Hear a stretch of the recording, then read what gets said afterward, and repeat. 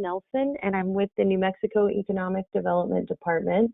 And today you've tuned in for a webinar that we're hosting along with our partners to give an update on the new version of the Paycheck Protection Program from the Small Business Administration. So this will be very informative, and I do want to let you know that if you have to jump off or you're not able to watch the whole thing, we will publish the live recording on our YouTube channel, and we also will send out this presentation after the webinar concludes. We did get your questions that you submitted when you registered, so we'll do our best to address those. And then as well, we'd like to encourage you to submit your questions as we go along and as they come up in the questions box. You should see that in a little gray horizontal box on the right side of your screen. Before we get started, I did want to take the opportunity to share a little bit of information about EDD and what we do. Our Cabinet Secretary is Alicia J. Keys, and our Deputy Cabinet Secretary is John Clark. And as you can see, our department houses several divisions. We do have a number of financial assistance programs targeted to small businesses, so want to make sure that everyone is aware of these programs as you move forward in the year. This slide is highlighting our collateral assistance program. We've partnered with the SBA on a number of projects using this program.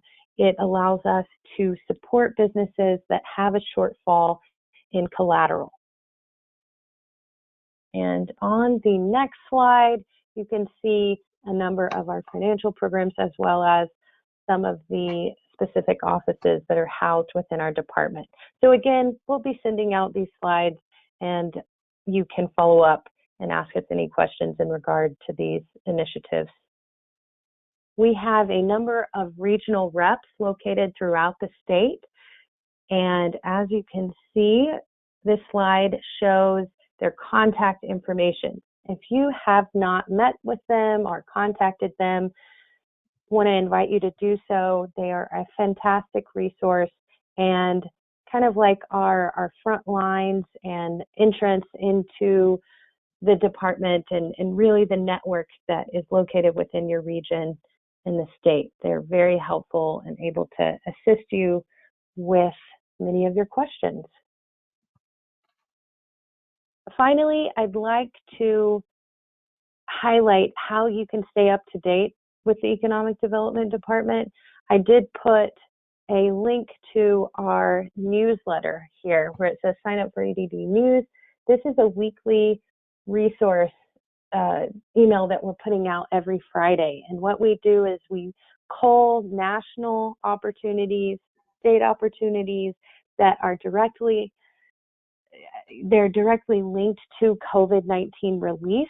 As well, we're putting opportunities for businesses and nonprofits and community projects on there. We're also highlighting relevant news and relevant events and webinars. So if you don't get those, go ahead and sign up and you'll stay up to date with what's going on and get updates on financial opportunities. Here's our website, gonm.biz.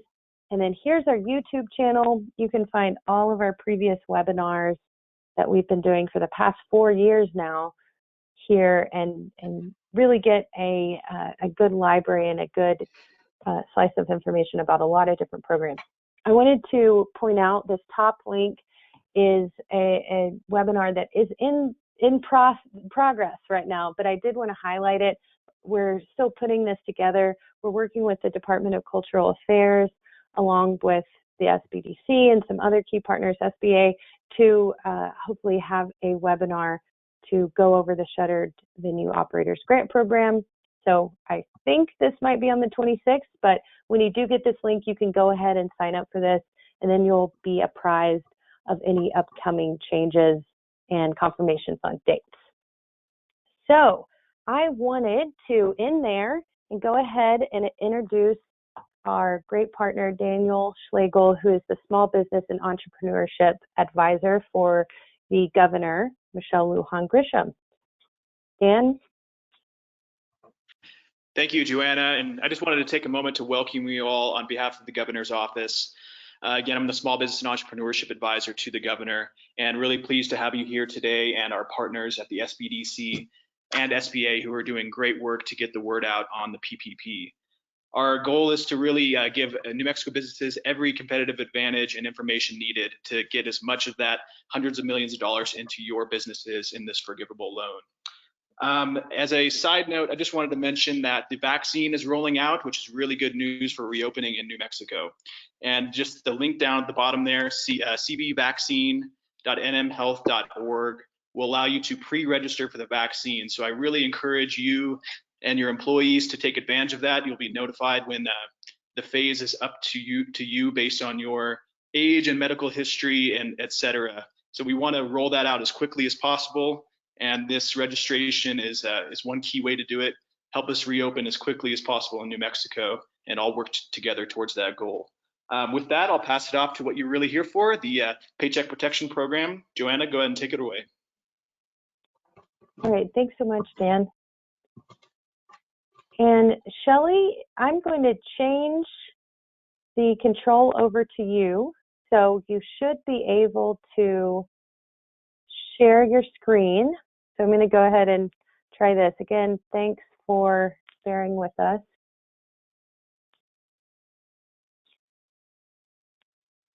And is that your screen, Shelley? No, I don't know who that is. That might be mine. On there. Is there anything on there? Yes, we can see your email. Oh, I think.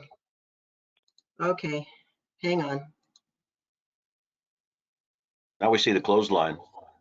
I have to figure out how to move it over. Hang on a moment. Let me get rid of this. And I'll go ahead and introduce you all.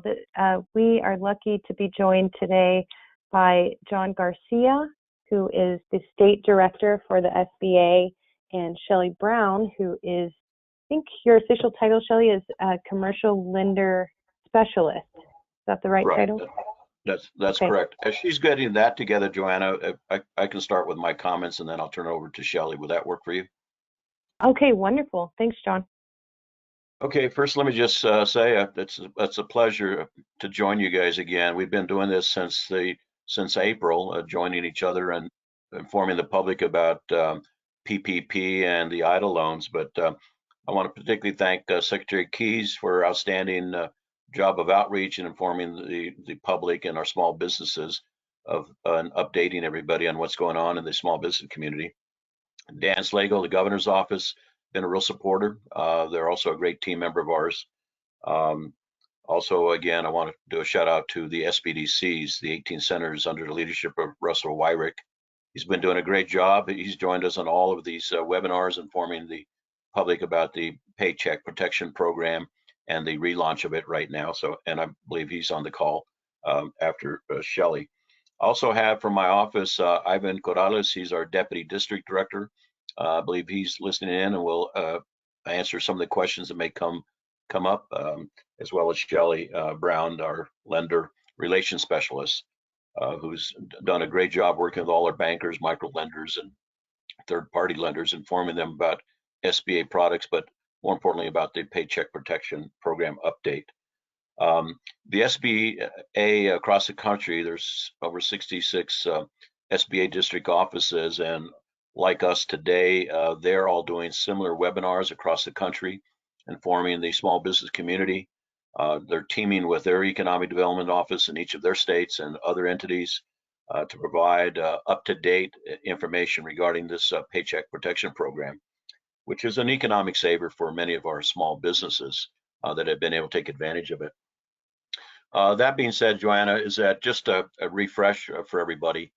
You know, back April the 3rd, April the 4th, through April the 15th, and then again in May through August the 8th, we've initiated and implemented 2 PPP programs. That round of PPP programs that started in early April ended August the 8th. That was very historic for the SBA, and I think for Department of Treasury and teaming with many of our bankers across the country. Initially, we had about 1,700 bankers prior to COVID. When we went into the PPP program, we have over 5,000 lenders that are now participating in the lending program. And in New Mexico, we had over 600 bankers and lenders and others, lending institutions participate with us. And if you recall, early on in the first phase, many of the larger banks got to the pot of money that was put aside. They maxed out. And by the time it came to New Mexico, based on the time zones, many of our large banks were already capped out, which left a lot of small businesses waiting in the wings trying to get their funds.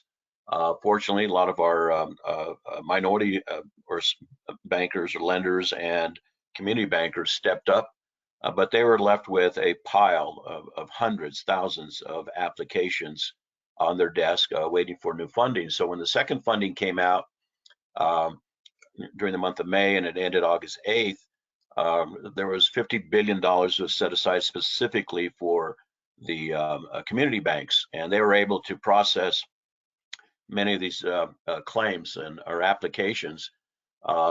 Nationally, the PPP and the first one and PP2 helped about 5.2 million small businesses across the country. That's a lot of small businesses, and keeping about 51 million American workers employed. And the amount of money that was put out in loans was $525 billion of approved loans. For New Mexico, we approved 22,000 small business loans for a total of about $2.2 billion. And all that was done in a matter of 4 or 5 months. So that it was historic, very historic, and a lot of work went into it. It wasn't perfect, and we kept asking everyone to stay patient. And now with this third PPP cycle, we're asking the same thing, to stay patient, because it went into effect, as we know. It was signed into law at the end of December, but it went into effect on Monday. So now this new PPP3, it authorizes $284 billion that's going to be available for businesses.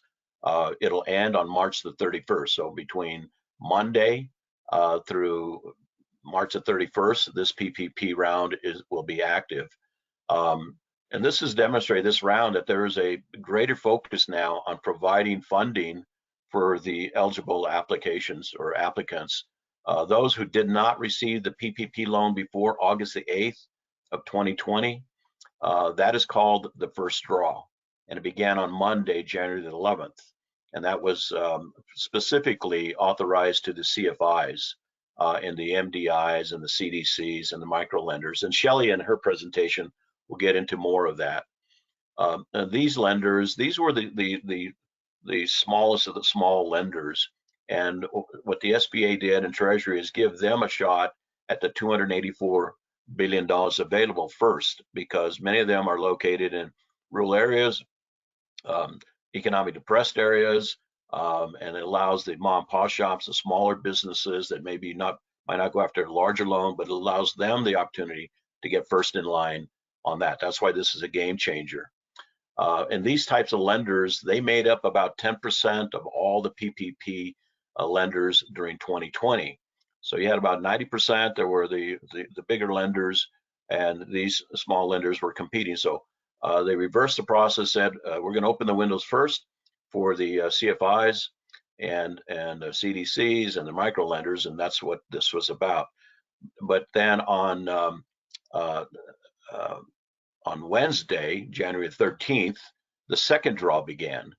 And that allowed small businesses with 300 employees or less that previously received the first draw of a PPP loan and will use it or have used the full amount only for authorized uses.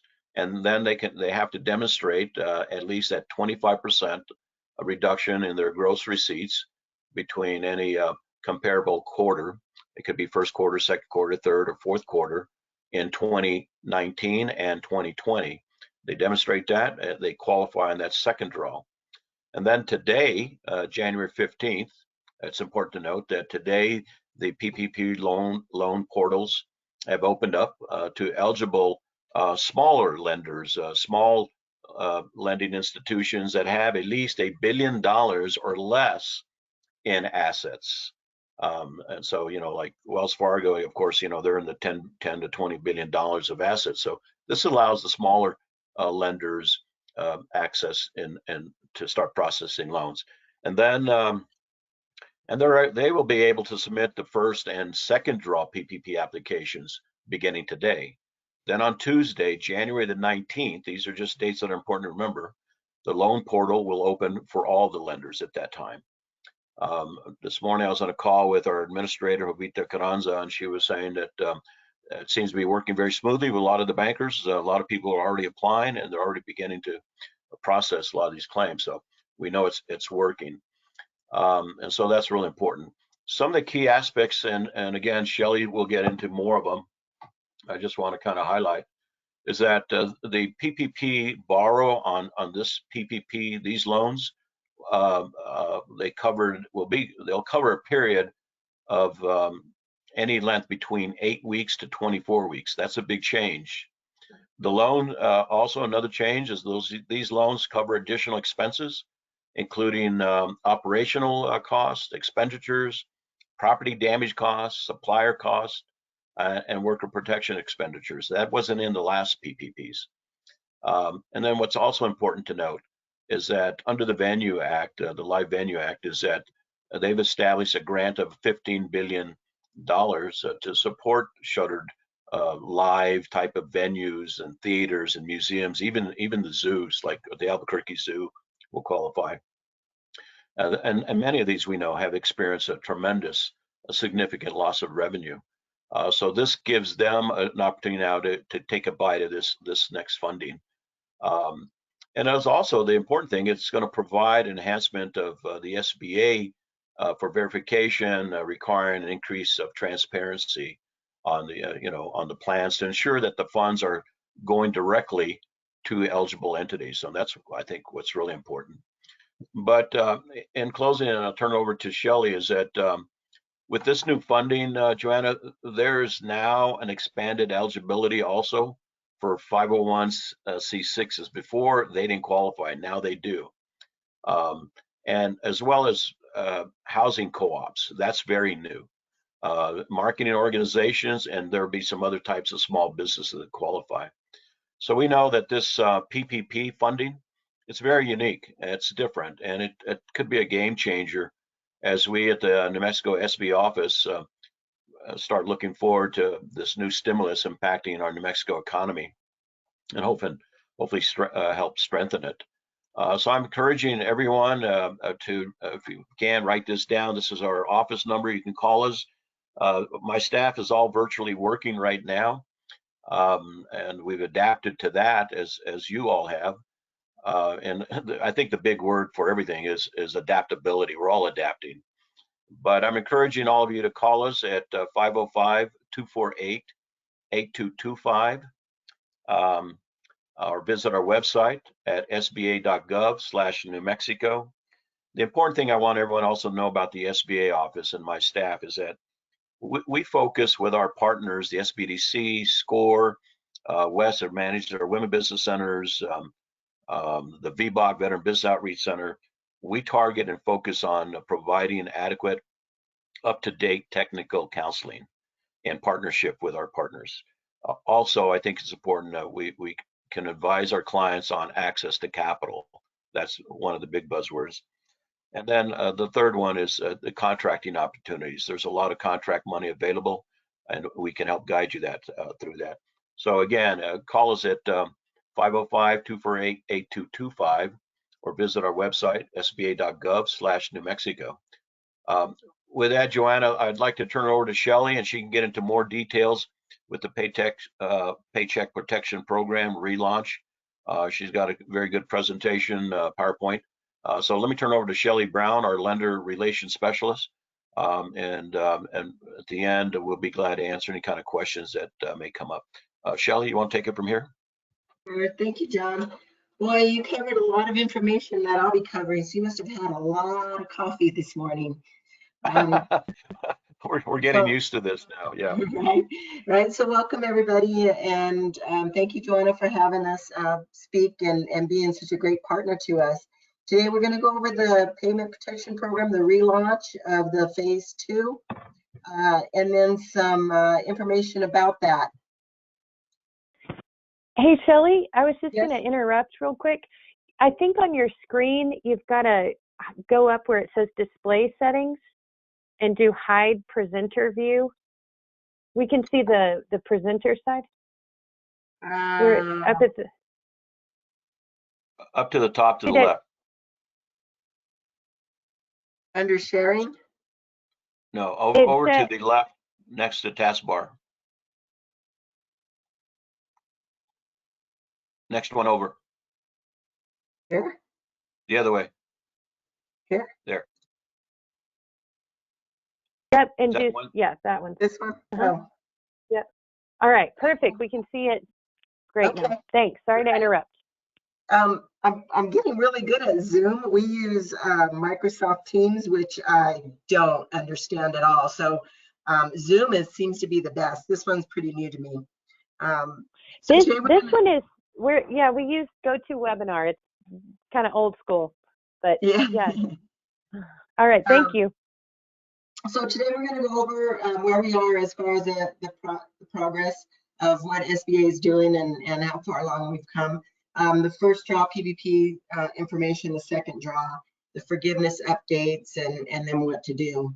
I will tell you that lenders are actively taking applications, inputting applications, especially the community banks. I've been getting phone calls from them today and emails on how to maneuver that the portal.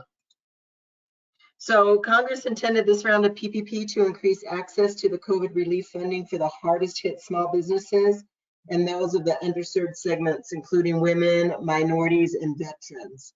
In response, the SBA is initially opening the PPP application to submissions from community financial institutions which serve the underserved communities. Leveraging its lender match platform so borrowers can find those and other participating PPP lenders. And then continuing to provide training, materials, and assistance via our field office and our resource partners, which is SCORE and West and the SBDC. They've been teaming with us the last couple of days on doing presentations.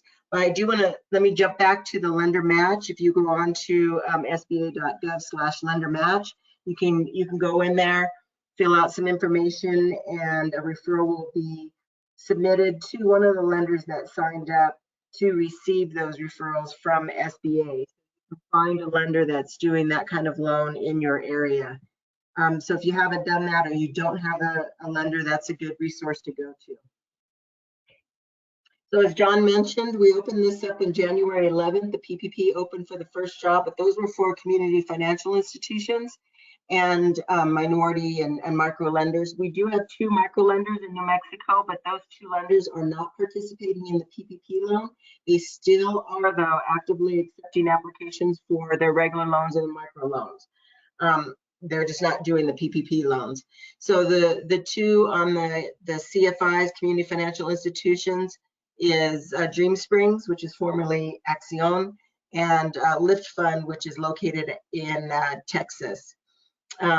January 13th, the PPP opened up for the second draw loans for all the CFIs, which are the ones that I just mentioned. And then today, January 15th, PPP opened for the first and second draw applications to lending institutions with $1 million or less in assets. And those are generally the community banks. They have through the weekend and through January to input their PPP loans, and they're actively inputting those as we speak. Then on January 19th, as John mentioned, it will be open to all participating lenders. Credit unions are participating in this. You may want to double check with your credit union if they're going to be participating in the second series. Credit unions, however, generally will not make a PPP loan if you are not a member of their credit union. So if you're interested in doing business with the credit union, check with them and what their policies are. And then March 31st, all PPP applications must be submitted, unless of course that's extended down the road. But if they do, who knows, other changes could take place. So what is a first draw PPP? That is for eligible applicants who did not receive the PPP loan prior to August 9th, 2020. So last year, and this would be included in some of those businesses that are now eligible. Last time they were not eligible, they can apply for the PPP first draw loan. If you've applied for the first draw loan and you have not applied for forgiveness, you are still eligible to apply for the second. It's just those who have not received the first draw has to go through and apply for the first draw PPP. PPP eligibility includes additional types, which is the 501(c)(6) and some other venues.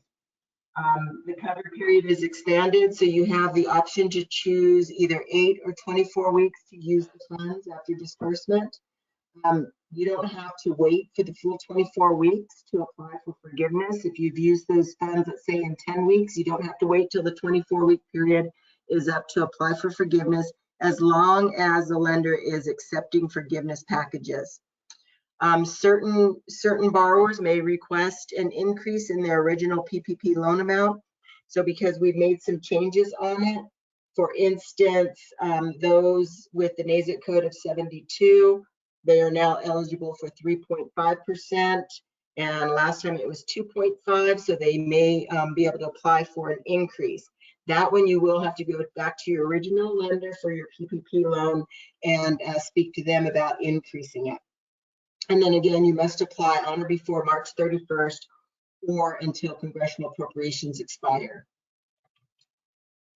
The first draw loan, PPP loan eligibility, must comply with the size standards. So the first draw was 500 employees, and that still stays in place on this first draw.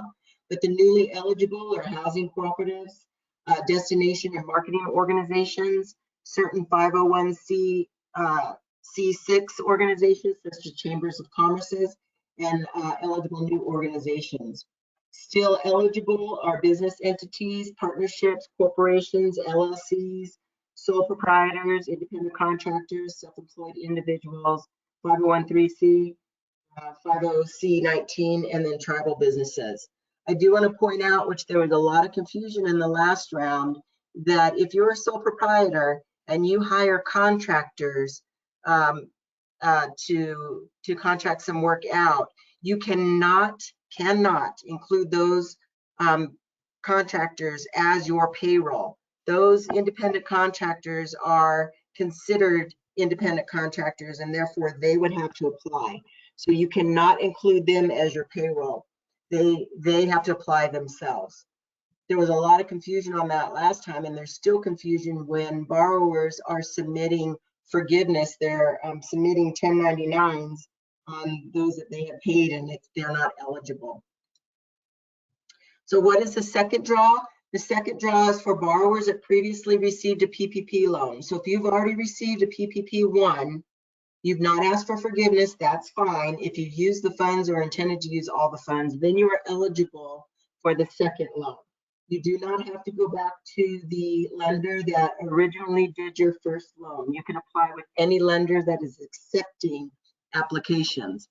With that being said, it has been lowered to 300 employees or less, and you've suffered a 25% reduction in gross receipts. So for most borrowers, the maximum loan amount of the second draw is 2.5 average monthly 29 or 2020 payroll costs up to $2 million. And then borrowers in the accommodations and food services, which holds a NAICS code of 72, the maximum loan amount for the second draw PPP is 3.5 the average monthly amount. If you're self-employed, a sole proprietor, you would use line 31. 31, you divide that by 12 and multiply that by 2.5 or 3.5 if it applies. Your second draw loan applications must be submitted on our new form, which lenders generally are taking all of those electronically So check with your lender. Always go to your lender's website first because of the sheer volume that they have. They're doing everything electronically. But on phase 2, it's form 2483 SD. SD is for second draw PPP loan. The magic number on all these loans, first draw and second draw, is 60% used for payroll. So as long as you show that you've used 60% for payroll or more, and then 40% or less for qualified expenses, when you apply for forgiveness, you have that information, your loan could be forgiven at 100%. So that's the magic number, 60%. Second draw eligibility must have previously received the first draw. So again, if you didn't, you apply for the first draw first. You cannot apply for a first and second draw at the same time because your funds have to be depleted on your first PPP loan before you can apply for the second. And you are certifying on the second one that you have used the funds properly on the first. So again, I just mentioned this, but has used or will use their first draw PPP only for eligible expenses. Again, 60% for payroll or more, and 40% or less for approved costs. You have no more than 300 employees, and you can demonstrate a 25% reduction in gross receipts between comparable quarters in 2019 and 2020. So if you pull your 2020 quarter 3 and you compare those with 2019 quarter 3, and there is a 25% reduction in gross receipts, you would be eligible. So you choose which quarter you're going to be using. The PPP forgiveness, this last go around, we did have a simplified form of loans that are $50,000 or less. We are coming out with a simplified form for $150,000 or less. There is no automatic forgiveness. There's a lot of talk out there, and then there's misinformation on the internet that it's automatically forgiven. There will not be. You have to fill out the form, submit it to the lender, and you're certifying that all your information is true and correct. Similar to when you file your tax returns, how you're certifying them and submitting them electronically. So that's pretty much what you're doing. You're certifying that everything was done correctly. That form is not available yet, so therefore lenders may not be accepting forgiveness applications. But again, you'd want to check with your lender that you received your first PPP loan with, and then 2, of course, they're not accepting forgiveness for the second because they're just now taking applications. In the last go around, if you apply for an EIDL loan and you receive the EIDL advance and or grant, we were deducting that EIDL advance from your PPP forgiveness and sending the difference to the lender, leaving you with a balance due for that advance. That has been retracted, and we're working with lenders to submit the differences. So if you've had an advance, that is no longer going to be deducted from the PPP. So that's new. And so now, so you may have, if you ask for forgiveness, you may have received something from the lender that said you now owe $2,000. You need to start making the payments by whatever date. So that has been changed, and we'll be sending the lender the difference in the funds. If you paid the loan off, the lender more than likely will rebate you. If you've been making payments, more than likely the lender will pay off that PPP loan and then send the difference to you. Forgiven PPP loans are not taxable income, and the expenses with the PPP loans are now tax deductible. So IRS came out last year with a notice that said, if you use PPP and you got forgiven for that loan, then you cannot deduct the expenses that the SBA forgave you for, because they looked at it as double dipping. So that's been retracted. That no longer applies. So now you can, whatever you've used for your on your PPP as forgiven, you're now able to deduct those on your expenses. Always consult your tax advisor for information on that. Expanded forgivable expenses are permissible for any PPP loan not already forgiven. And then coming soon, that, as I mentioned, the simplified form of $150,000 or less. So what to do and additional resources, contact your lender. And again, you don't have to use that same lender. You can use a different lender. If you do not have a lender, you can find one on Lender Match at sba.gov/lendermatch. You can visit sba.gov/PPP for the most up-to-date documents. SBA is the source to go to.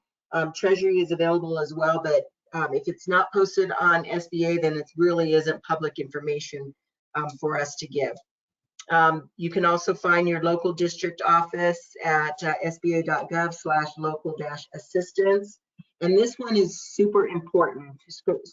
Subscribe to the SBA newsletter. So anytime there's any updates, which now they've been coming often, almost daily, we send out via our Gov delivery system the newsletter and up-to-date information. So if you're not on this, I highly suggest that you do. Go to www.sba.gov/updates and select to be updated. You will get an email from Gov Delivery with any new updates. Also, if we're going to be conducting any training for the public, we will post that as well.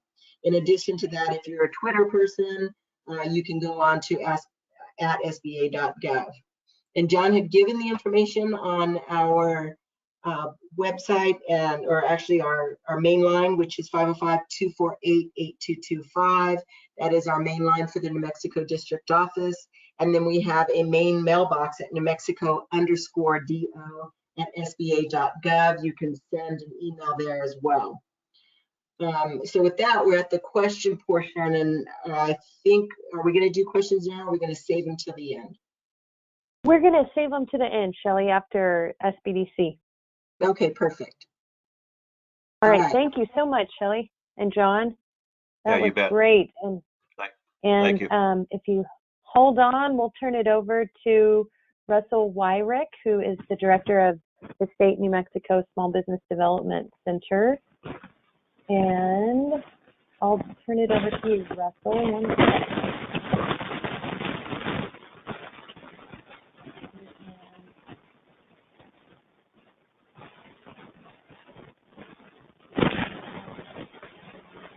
Thank you. All right, very good.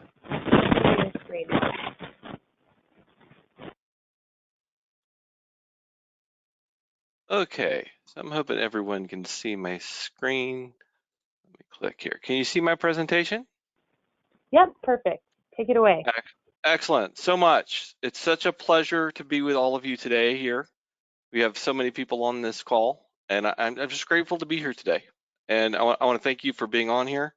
I'm glad I'm going to be able to share with you this 5,593 page Consolidated Appropriations Act of 2021. This thing was so long when we were reviewing it. As you're scrolling through it with your mouse, if you bumped your mouse, it would like jump 400 pages. This thing's huge, okay? So again, my name is Russell Wyrick. I'm the New Mexico Small Business Development Center Network Executive State Director. And I'm so glad to be here. I've got many of my lead center staff on this call. I believe Lynn Walters is on here, Adrian Gallegos, Martin Gutierrez. Then I have many of my center directors from across the state that are on here as well. So, Glenn may be jumping in as we're covering slides and discussion. But we know that small business is the backbone of New Mexico, and we know that it's often these local businesses that are that integral part of the community and have been making a significant, just small businesses have been hit very hard by this COVID-19 pandemic. Some things I want to share with you a little bit about today. I'm going to go really quickly at slides because of coverage, but I've been doing a lot of searching over this time, and I think part of this, if you've ever read the book by Dr. Johnson of Who Moved My Cheese, I think it's pretty relevant right now. And I think there's some thinking here of change is inevitable. Change happens, and we're looking at this thing, and many of us are still sitting back making decisions in fear. We're trying to make our business decisions because we're afraid of what tomorrow is going to hold. And it's time to kind of, we got to anticipate change. We've got to monitor change. We got to be able to adapt quickly to that change, and to some degree even begin to, if possible, enjoy that change. And as we share of this, I think there's a lot of opportunities right now that this act is going to allow you to explore. And so I'm going to pose some ideas to you you may not have considered this may be the perfect time to expand your business, to buy a new business, to buy a second business, to do things that you hadn't anticipated. And I'm going to share with you why as we go through this, okay? So I'm gonna hit PPP. I'm gonna do it pretty condensed because SBA did such a good job of covering it. We're gonna talk about the EIDL again and the advanced grants. I'm gonna talk to you about the incredible things here with the taxes and the opportunities most people I think are overlooking. I'm gonna talk to you about some of the SBA loans and the incredible opportunities that you have there right now. That's probably best time in history to borrow money.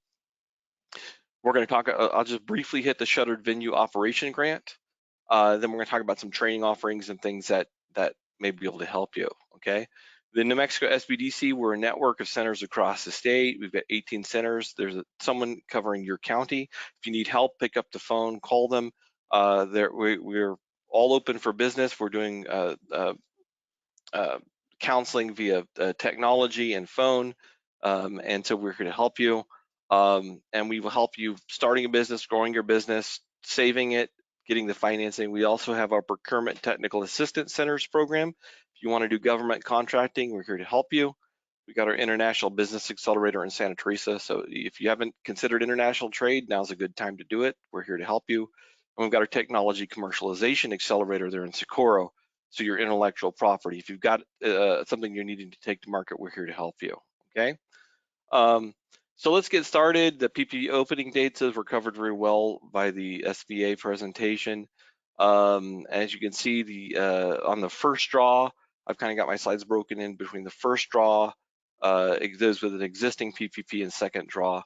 So again, from the criteria here, as you see, 501c6s, nonprofits, it was expanded to be able to cover them. It also, if you see, it expanded the covered expenses to include software, cloud computing resources, human resources, accounting needs, as well as property damage due to public disturbances that weren't covered by insurance. So this is new stuff that was added in. So if you experience some property damage due to the recent disturbances, situations been going on, not covered by your insurance, it's allowable now, as well as some supplier cost and purchase of the personal protective equipment. I've been talking to people like, let's say you need to put in a drive-through window. Now's a good time to do it because you can cover it under the PPP. There's also some set-asides for first-time borrowers that with 10 employees or less. Like we said, the simplified form for the loan forgiveness for $150,000. The other thing that you may even be able to, even if you took advantage of the employee retention tax credit, you're not going to be able to deal with use the PPP as well, and we're going to talk about that. Okay. So as far as recipients, the override, the IRS had barred small businesses from deducting from their tax expenses that were paid with the PPP loans. That's been overridden. So now those expenses that you paid with the PPP loans, those are covered, so you're good there. And like we said, you can take both the employee retention tax credit and the PPP loan. And I'm going to tell you some exciting things about the employee retention tax credit I think a lot of people are missing, okay? Let's see, they also lowered the eligibility here so that, you know, for the second draw, you have no more than 300 employees and you can demonstrate at least a 25% reduction in your gross revenues between comparable quarters in 2019 and 2020. Now, what's important here, you got to compare the quarters, but you have a little bit of ability because you can pick the quarter. So that's kind of helpful and should help you be able to navigate this for the second draw. They determine that loan size 2.5% of your average monthly payroll cost up to $2 million. And then if you're in accommodation, food service, they use a 3.5 of the average monthly payroll cost. Okay, so if you spend at least 60% of that PPP on your payroll, then that PPP second draw can be forgiven. So just things to keep in mind. Let's talk about EIDL. EIDL's still out there, and there's some exciting changes. Well, some good changes to advance depending on where you're located at, and we'll talk about that. So the portal extended to December 31st, 2021.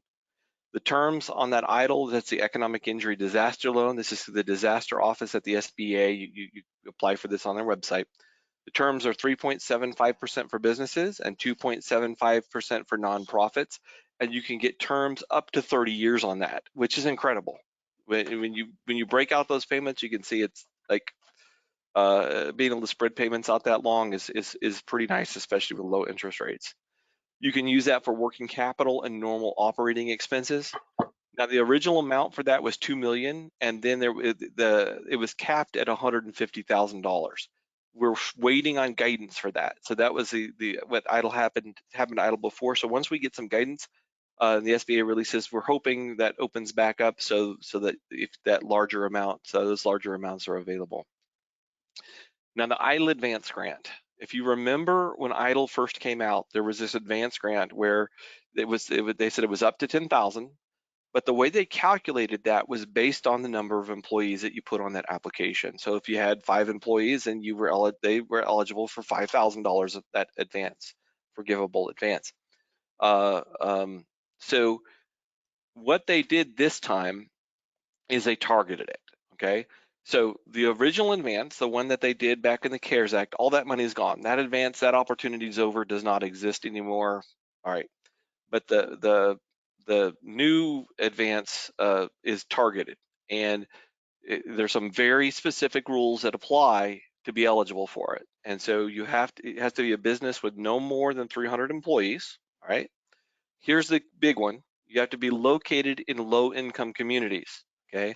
So your business is going to have to be located in an area that is designated as a low-income community. If you're not designated as a low-income community, you cannot take advantage of the advance. All right. So this is limited to businesses located in those low-income communities. Much of New Mexico qualifies. Okay. So something you're going to need to you want to look at. And then you have to have experienced a 30% reduction in gross receipts during any 8-week period between March 2nd and December 31st, 2021, and relative to a comparable 8-week period immediately preceding March 2nd, 2020, or during 2019. All right. And then if you're a seasonal business concerned, such other amount, it's determined by the administrator in the guidance. So the point here is the other exciting thing here that to be aware of is if you do qualify. So if your business is located in one of these the low income areas and you qualify, if you receive that EIDL grant earlier, you can reapply to get the difference between what they gave you and that full 10,000. So the way, again, we won't know in practice till we actually see it. We just know how the act was written. And the way it was written was, let's say you had 4 employees and you got the $4,000. The way the act is written is that if you qualify, your business is in the low income area, and you reapply, that you should qualify for that difference. And so they should be giving you the the 6,000, like that $6,000 difference from the 4,000 they gave you before. So you should be able to get up to the full 10,000. So even if you got it before, and if you didn't get it before, again, you'd qualify for the 10. So if you want to check that out. There's not a great website right now. There's a lot of maps out there that you can use to see areas that would qualify as low income, but we haven't found the tool that makes it really simple yet. But you could look online. There's lots of tools for it. Okay, and those have been extended through December 31st, 2021. Here's the big one. So if you're not, pay attention. Some of you, when you hear the word taxes, you shut down and you don't hear, but you need to listen to this because it's important. All right, you're going to want to move on this. And so you may remember hearing about the employee retention tax credit that was back in the original CARES Act. Okay, and there was a credit in there, but it was a smaller credit, and small businesses had to choose between the PPP loan and taking that credit. And when you did the analysis at that time, the PPP was pretty much a better deal for most businesses. Now you don't have to choose. You can take the PPP and that tax credit. The other important thing to understand is this is what applies. It applies against what you submit for withholdings, for payroll taxes, the Social Security, the stuff that you're sending in for your employees. So this is not the April 15th taxes we're talking about. This is you withhold money from your employee's paycheck from their payroll taxes, and you send that in regularly. That's the money we're talking about, okay? The other important thing to understand is it's a refundable credit. So if your eligible credit exceeds your level of taxes, the IRS will send you a check for the difference. So big change here, all right? So for the taxes that you would have paid and what you're eligible for through this credit, the other thing is even advanceable. So for the next 2 quarters, if you see here, beginning January 1st, 2021, this one expires on June 30th, 2021. It's good for 2 quarters. The credit is for 70% on $10,000 in wages per quarter, or a maximum of $14,000 per employee through June. So for some of you, this could lead up to over $1 million from some you that have a couple hundred employees. So it's a pretty big game changer.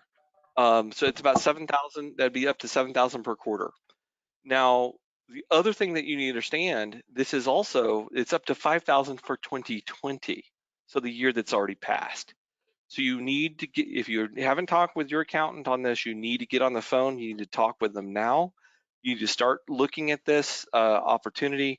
I can't tell you to take it or not to take it, or that's not my role. My role is just to put it on your radar. You need to talk to your accountant. You talk to your tax attorney. Have some discussion with them to make a decision for your business, see if you're eligible. But this could mean money in your pocket. Literally, you could have money you had paid in 2020 that you're just waiting for them to send you the check back for that, for what you qualify, up to $5,000 per employee. Okay. Now, the eligibility also changed. So the original eligibility, of course, was 50% on the qualified wages. So big change here. So the other thing is that you have to have experienced a decline of more than 20%. So of course, probably we're going to assume 90% of the small businesses in New Mexico are in that category. So keep an eye on it. The other thing is they raised the limit. It used to be 100 employees, now it's 500 employees. So you can claim that up to 500 employees. And 500 does, if you over 500 doesn't mean you're not, if you have 501 employees doesn't mean you don't qualify. It means you just can't claim the 501st employee. You can only claim the up to the 500. So, and you also can use that employee retention tax credit and the PPP, all right? So get with your accountant on that. The other thing on the taxes, for some of you that use the White Houses, they allowed you the deferral. That repayment deadline was extended from April 2021 to December 31st, 2021. So it's going to give you got longer repayment period for that.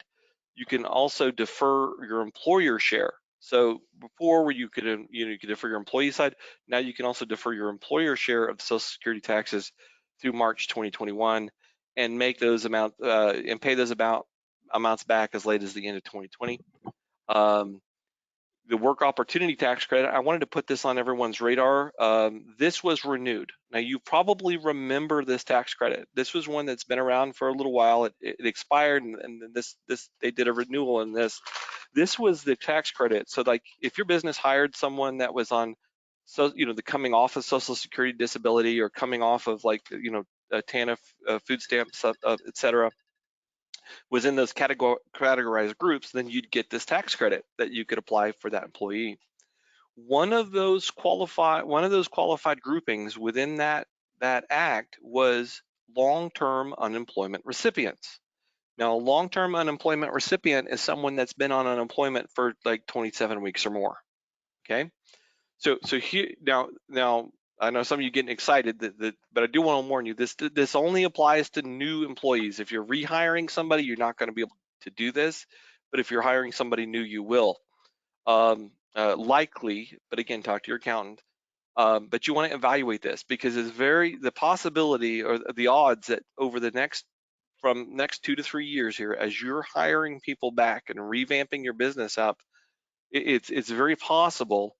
The odds are high that you're going to be hiring somebody that's coming off of long-term unemployment. So you need to make sure, talk with your accountant, your payroll. There's a form that you can fill out. It's a pre-qualification form. A lot of companies have 100% of whenever someone is filling out their paperwork, starting a new job, they fill that form out. It's just standard practice, and you may want to consider doing that, because again, you don't want to miss this opportunity. Remember the employee retention tax credit, that's through June. This thing is through 2025. So this is something that you may be able to benefit from long-term here, okay? But again, talk to your accountant and bookkeeper about this. Don't take that tax credit and tell the IRS that the Russell at the SBDC said you could take it. I didn't say that. I said talk to your accountant about it. All right. So this is one of the biggest opportunities here. I want to talk about SBA loans. So it enhanced the 7A loan program, the guaranteed a 90% increase to 90%, reduced or no fees for the borrowers and the lenders. And additionally, it temporarily increased the 7A express loan limit and loan guarantee. It eliminated the fees for the 504 loan program and offered some favorable terms for refinancing. It also increased the loan limit for the microloans in order to increase the capacity and get those loans out to underserved markets. Here's the biggie, okay? It extends the small business debt relief program, which would defer payments of principal and interest on new and existing SBA 7A, 504, and microloan programs. So some of you have existing 7A, some of you have the 504, the microloans, and so again, it extended the ability for the deferment of payments. One of the things that they did that was a game changer back in CARES Act, and most people missed it, right? Most people just weren't paying attention, and it's been renewed. If you take a new 7A loan, okay, you take a new loan, take a new loan, SBA guarantee, the SBA is going to make the principal and interest payments on that for you for the first 6 months, okay? Now, when you start thinking about that, and it's not a deferment, they're not tacking it onto the back of the loan, they're making those payments. So if you went out and bought a business today, on like a 3-year note, okay, the first 6 months of that business have just been paid for by the SBA, okay? When you do the math on something like that, you realize, wow, that's almost like I just got a 17% discount on buying a business, okay? If you have been considering or looking at, maybe it's now time to diversify your industry, to build some security. Maybe you need to look at other industries to expand into. Maybe you've been thinking about expanding your building. Interest rates have never been this low, okay? You can take advantage of this to get in a position. So just encouraging everyone, think differently, and think about what would you do if you weren't afraid? So if you were making decisions, if you weren't living in fear right now, and you were looking at things from the position of opportunity, would you be making different decisions? So I want to just encourage everyone, it may be time to shift thinking and start thinking a little bit differently about this, instead of when are we going to get out of this COVID-19 and get back to normal, as to, what is the future going to look like, and how can I position myself to take advantage and leverage for that future? Okay, so the Shuttered Venue Operation Grants, also known as the Save Our Stages Act. The Save Our Stages Act was consolidated into this funding bill. So it's called the Shuttered Venue Operations Grant. You can get it's up to $10 million or 45% of the 2019 gross earned income, whichever is less, and it's based on significant 2020 revenue losses. Now, this is very, very narrow eligibility, okay?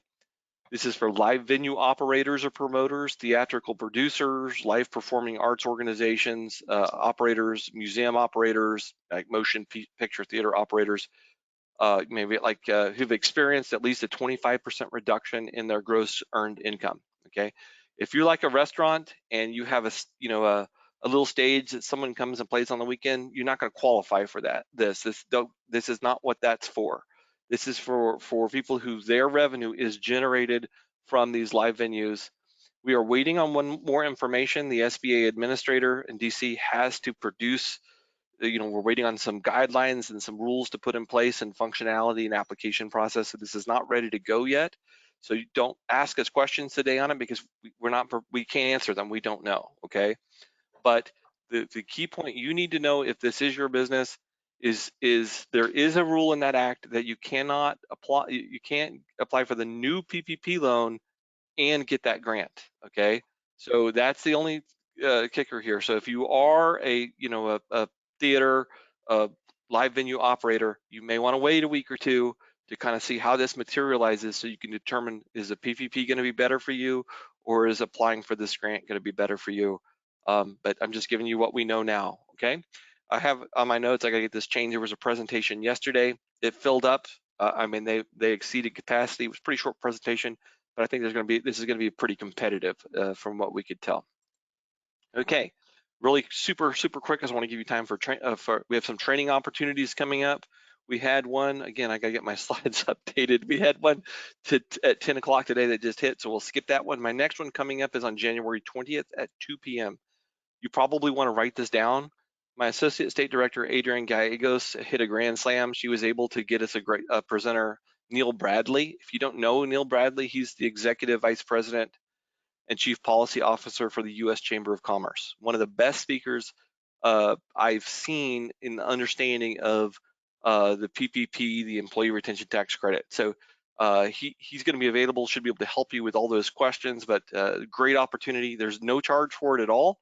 You go to nmsbdc.org, our website, nmsbdc.org, to register. Let people know about it. That's why we're doing these. We wanted to bring some expertise in to help y'all out. We also have another one covering the PPP loans and employee retention tax credit that's on January 29th at 10 a.m. Again, none of these cost. The cybersecurity, if cybersecurity is not on your radar, you need it to be. Okay, you think COVID's bad? Wait until you lose all of your customer data, all of your accounting work, everything. So you need to be paying attention. We have these cohorts. They're every Tuesday and Thursday, so it's a 6-part series. You can join any of those cohorts. We've got one starting the 19th, the 21st, the 26th, the 28th. There's no charge for them, but you might assign someone from your business if you need to keep it to attend this. Just keep an eye on it. The e-commerce, if you're not online selling, if you've been sitting back and you're like, hey, what is this thing about getting online? I'm not comfortable. Now's the time to do it. It may be the new normal.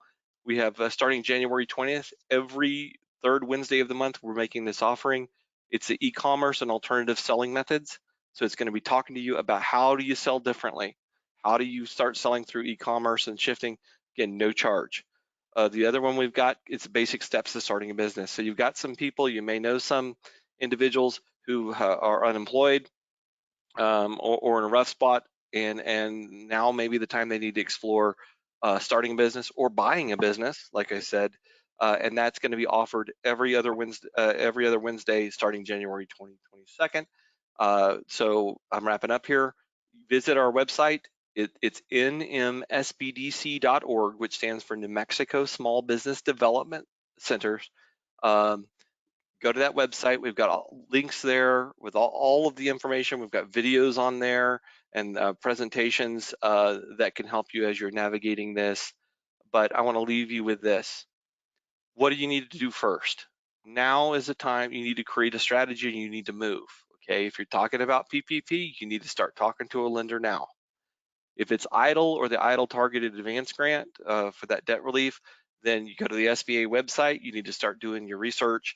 They're still updating that website for the SBA, so don't panic. I believe that advance, the 10,000 advance, officially opens. It's supposed to open on the 17th, so keep an eye on that. So if you applied today, you may want to wait because my understanding is that portal or that the portal might be open, but the ability to get that advance is the 17th is when that launches. The Employee Retention Tax Credit, talk to your accountant. Don't wait until April, you get closer to April. Now's the time to have the conversation. And then New Mexico SBDC is always here. We're ready to help. So with that, I'm going to turn it back over. Thank you.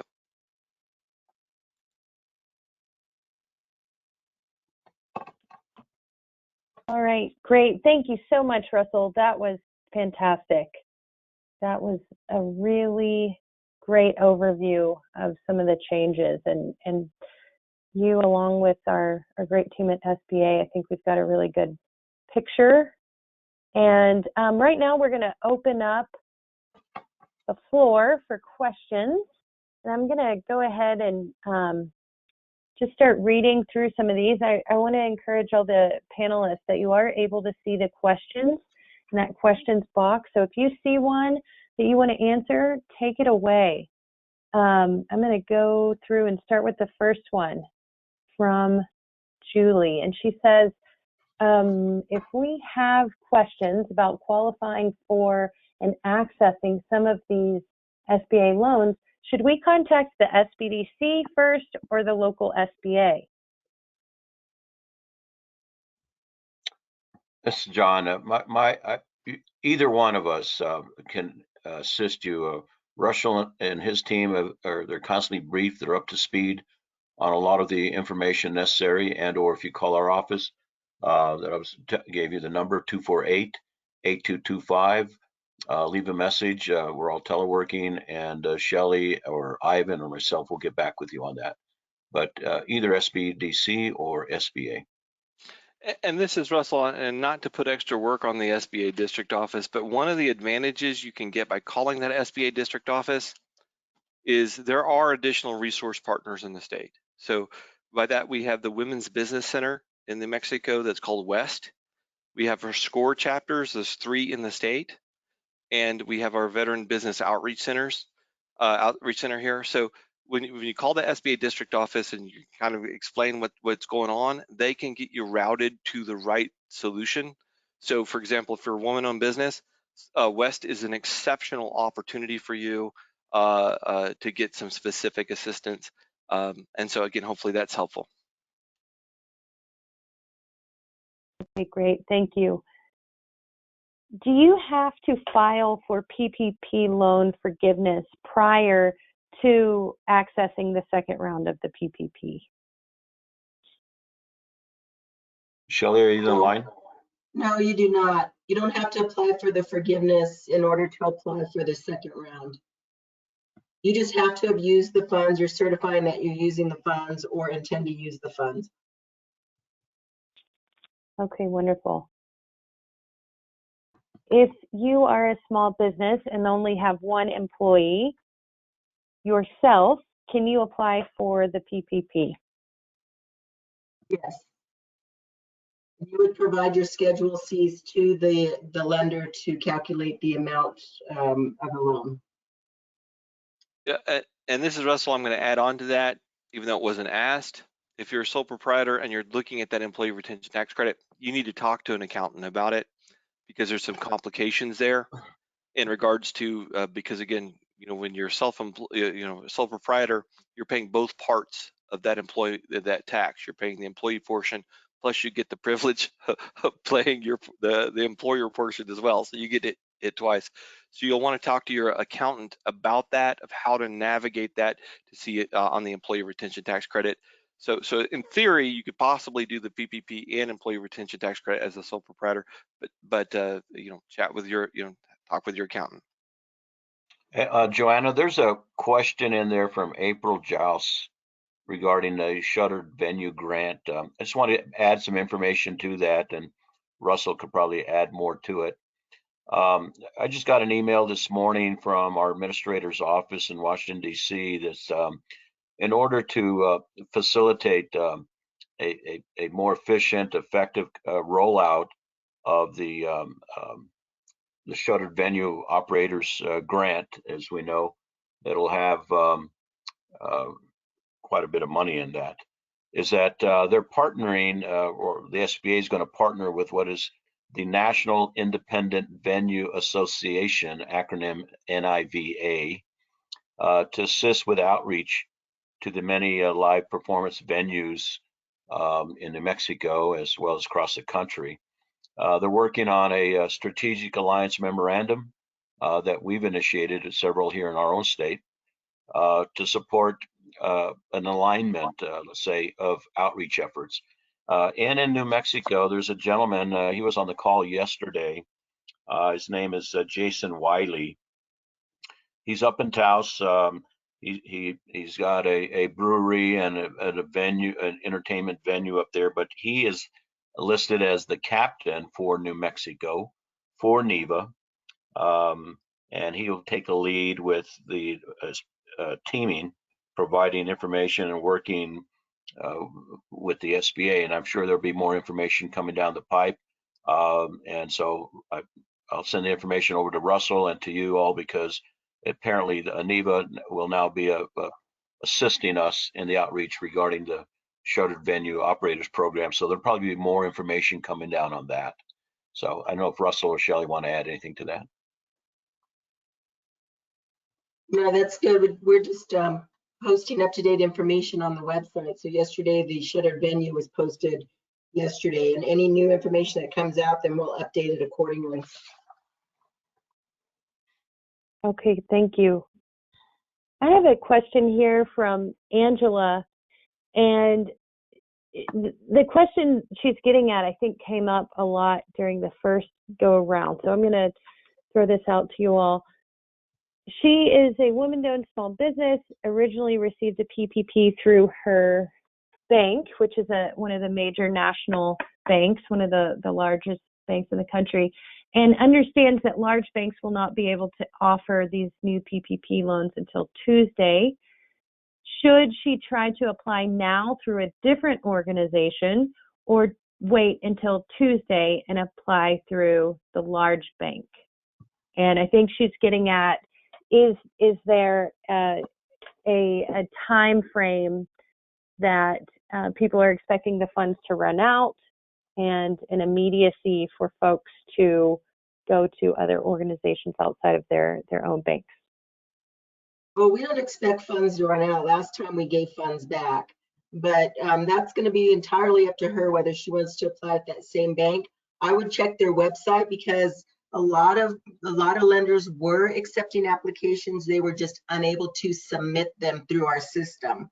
So check with the lender and see if they're accepting applications, and once they receive them, then they can submit them to us. So right now, the larger banks cannot submit to us, but possibly they could be taking applications ahead of time. Now, the larger banks, all the lenders will be able to participate on Tuesday. So they've left these windows open starting Monday for the micro lenders, the CFIs, and they're graduating it. And then and now the smaller banks or lenders with the $1 billion in assets are participating. Then on Tuesday, it's going to open up. So as Shelley said, I really would suggest talk to her banker, see if they're participating. And if so, then on Tuesday, she'll be in the front of the line if she starts talking to her banker now. And this is Russell. Same thing. I think maybe the question, I'd encourage you to look at your lender, your banker, from a relationship perspective. Yeah. It's not shift mindset from what banker can I go to more, if a smaller lender is a good fit for your business, maybe it's time to look. Okay. But if you're happy with it, so I just encourage you, think of it from, I'd start with your existing lender. If you're happy, start with your existing lender. Great, thank you. And I do want to put a plug for our CDFI partners that are in the state. We have 3 really exceptional organizations here, and I don't think they've been mentioned, but one of those is DreamSpring, and the second one is the Lift Fund. They have representation here, as well as Clearinghouse. And Lift Fund, Clearinghouse, they're actually headquartered in other states, but they do have reps here in New Mexico, and then DreamSpring is here. And they all 3 are offering technical assistance and can answer any questions too. And of course, we have representation from a lot of, I don't even know the number, but more CDFIs here in the state as well. Okay, the next question is from Jennifer, and she's asking if SBA loan debt relief, for the SBA loan debt relief, do borrowers need to stop or pause their automatic payments / draft they have set up with their lender? How does that work? I'm sorry, what was that question? She's asking, how does she set up the deferment on her current SBA loan? Does she just stop it, or how does she enroll in that program? Oh, it's done automatic. So every month the lenders report to SBA all the active loans that they have in their portfolio. So they report to us, And then SBA will, kind of like last time, if she didn't have a loan prior to this, we would send the funds to the lender and then the lender would credit the account or the loan. So she doesn't have to do anything on her part. Okay, thank you, Shelley. And I'm just going through these. A lot of them have already been answered.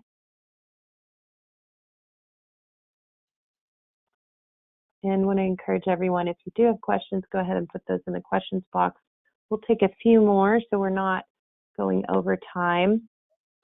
And if you'd like to also, Joanna, when we're done, you can forward those questions to our office and or Russell's office, and we can return some answers back to you to get them to the client. Okay, wonderful. Thank you, John. Are franchise owners eligible? Yes. All right, we got that question a few times. And then we also had a question about eligibility. Is a co-op eligible? How are they identified? If they're a 501? I think she's saying 501c4. I don't believe those are. Okay. And I've seen this question a few times. If a business was denied for a PPP, does that make them ineligible for this round? Well, they still could be eligible to apply, but why were they denied? That would be the bigger question. So if they were denied, it wouldn't be credit-based because these aren't based on credit. So depending on why they were denied. Maybe they weren't in business because they had to be in business prior to February of 2020. It depends on the reason why they were denied. Okay, thank you. Will businesses on tribal lands find any challenges in applying for PPP loan funds? That I'm not aware of any challenges that any businesses have applied. So whoever you bank with is the best choice. Like Russell said, you have that relationship with, that is the best place to start. This is Russell. I haven't, in reviewing that and that thought process for the PPP, I haven't identified any specific obstacles with that we typically see with many loans for businesses that are on tribal land. So I haven't spotted any right offhand, but it is something we're still researching. And just to add to that, the SBA, we work with, we have teamed with at least 78 tribally owned companies. These are companies that are owned by the tribes. And though we also have a lot of Native American owned companies that we team with, but we'll double check on that to make sure. Okay, thank you.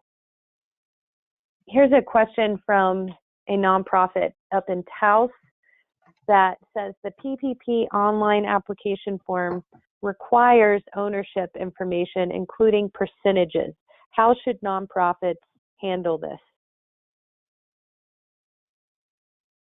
Are they looking at the new form? Let me pull that out.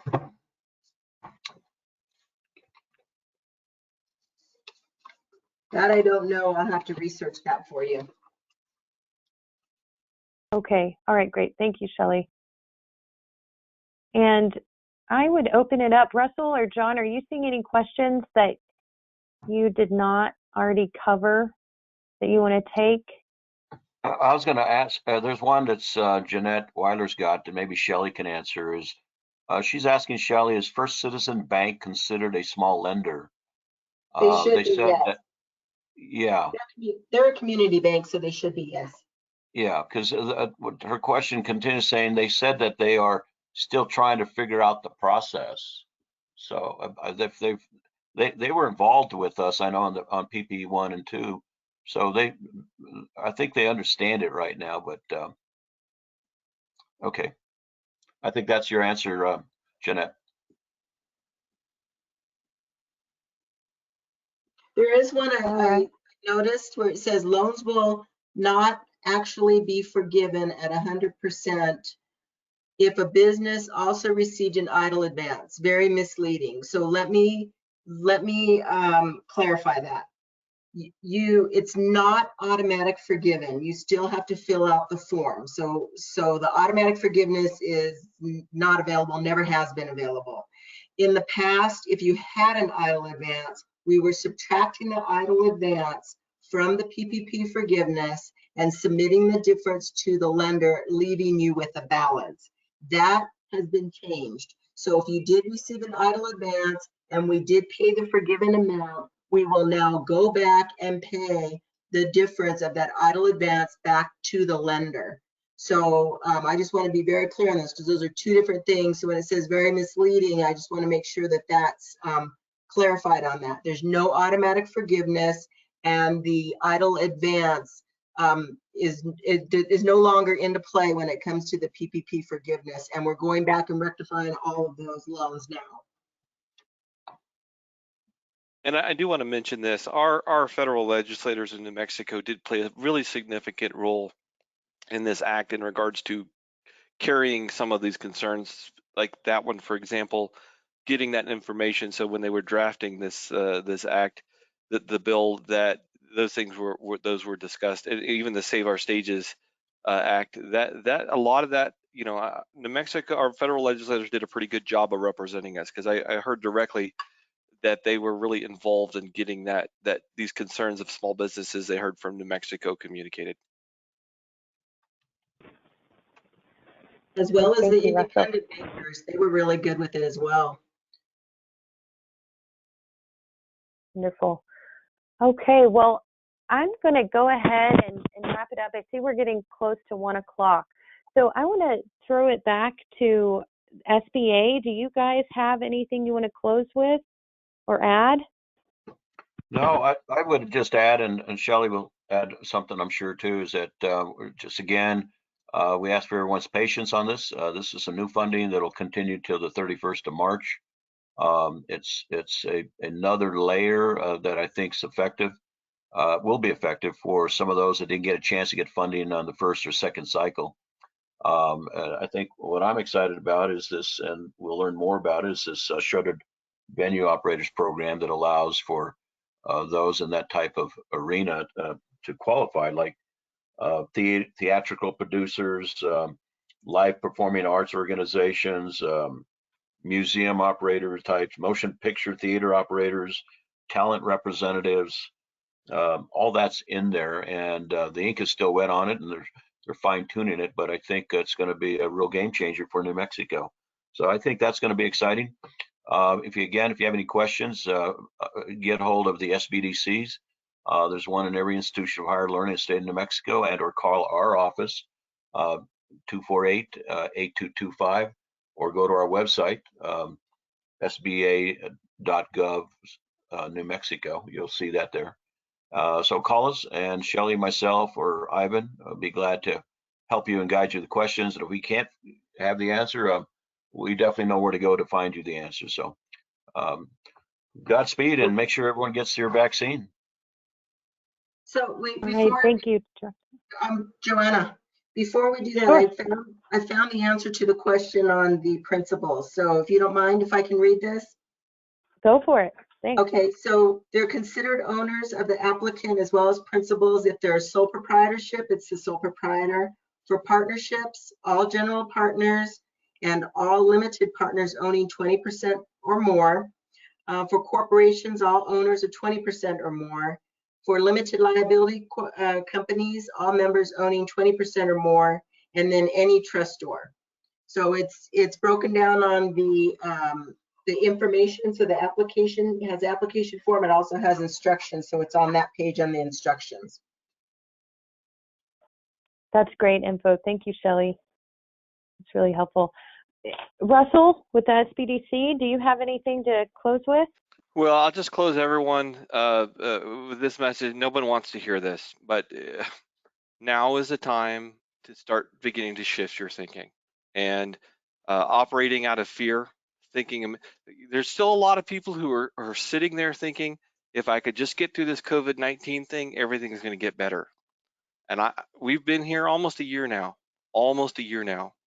And I'm just telling you, no one knows. We may be here another year. We may be here another 24 months. No one can control the future nor predict it. And so what I'm trying to get the message out to my small businesses, now is this time to start reimagining small business. Where do you need to go? How do you need to prepare for the future? Because if you're sitting there thinking, I just get through COVID-19 and everything will go right back to normal and I could run my retail store without having a website, you're going to be in for a sad reality. People are buying differently now. Consumer habits have been broken. The world will not go back, the marketplace will not go back to the way it was before. The future of small business is being able to change and adapt rapidly, to be able to redevelop your business within any 90-day period if that's what it takes to survive and grow. So just want to leave you with that. Now is the time to really start taking that fear hat off and that put on, hey, I'm going to get excited about my business. I'm going to look at the future and I'm going to reimagine. Maybe I need to change industries. Maybe I need to get out of the industry I'm in because it's a dying industry. Maybe it's time for me to look at another industry. So tough conversations, but it's time to start having them. Thank you. Thank you, Russell. Hey, I love that. That resonates with me. I started a business right as the recession was hitting. So learned a lot of lessons and made a lot of changes, but ended up coming out okay because of that same advice that you're giving out right now. So, all right. Well, thank you all so much. Thank you, John, Shelley. Thank you to Russell and your team. As always, you are fantastic partners and such a wealth of information and support for us and for the small business community. Thank you for Dan Schlegel from the governor's office for his continued support and information during this time. And thank you to all of you. Please hang in there. Please reach out. And hopefully you can leave this information session and know where to go for more information and support. So please reach out. All right. Thank you. Take care and hope to hear from you soon. Thank you.